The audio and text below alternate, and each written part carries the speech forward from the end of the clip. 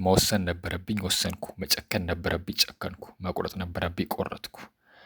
ድቅድቅ ባለ ጨለማ ውስጥ ድንገት በወጣ የብርሃን ጭላንጭል የተጀመረ ሕይወት፣ ማንም በሌለበት ጭው ባለው በረሃ በተሰማ የአርያም ድምፅ የተጀመረ ጉዞ። በዛ ብርሃን መዳረሻዬን አይቼ በሰማሁት ተስፋን ሰንቄ ጉዞዬን ጀመርኩ። አንድ ተጓዥ መዳረሻውን እንጂ በመንገዱ መሃል ምን ሊገጥመው እንደሚችል አያውቅምና ጉዞዬ ቀላል አይደለም። ያ በጫካ መሃል የሚደረገው ጉዞ ፈታኝ ነበር። አይሆንም፣ አይሳካም፣ አትደርስም የሚሉ የፍርሃት ድምፆች ይሰሙ ነበር።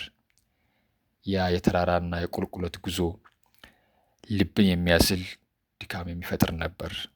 በዚህ አልቆም ስል በዙሪያ ያሉ ወዳጆች ጉዞዬን ሊደግፉ መንገዴን ሊያበረቱ ይችላሉ ባልኳቸው ሰዎች እንደማልችል እንደማይሆን ይነግሩኛል።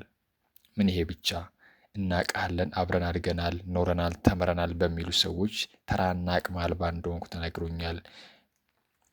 በዙሪያ በሚገጥሙኝ ውጥረት እና እጥረት አእምሮዬ ተይዞ ልቤ ከመንገዴ ዓይኔ ከህልሜ እንዲነሳ ተገድጄ ነበር።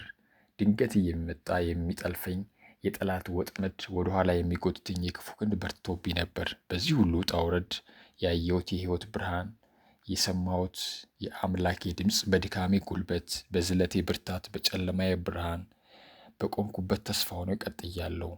ዛሬም ከዚህ የተነሳ ነው ለመቆም የቻልኩት፣ ለውሳኔ የጨከንኩት። ዘግቼ ነበር፣ ደክሞኝ ነበር፣ ዝዬም ነበር። እንደገና ጉዞዬን ለመቀጠል ወሰንኩ። መንገዴን ያስጀምረኝ አምላኬን ይቅርታ ጠየቅኩት፣ ራሴን ይቅር አልኩት። ከትላንት ተፋታው፣ ለምቾቴ መገዛት አቆምኩኝ። ዛሬም በትጋትና በቅድስና ለመኖር ወሰንኩኝ።